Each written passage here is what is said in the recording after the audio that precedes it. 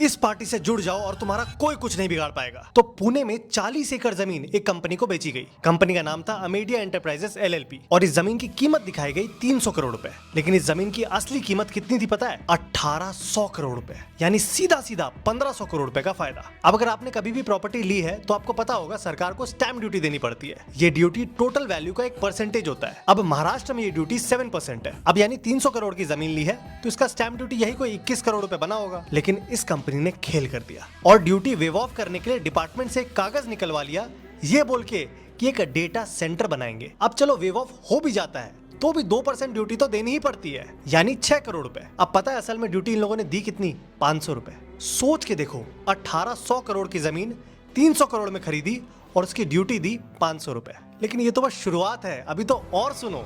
असल में ये जमीन किसी प्राइवेट आदमी की थी ही नहीं, ये सरकारी जमीन थी जो बोटानिकल सर्वे ऑफ इंडिया को लीज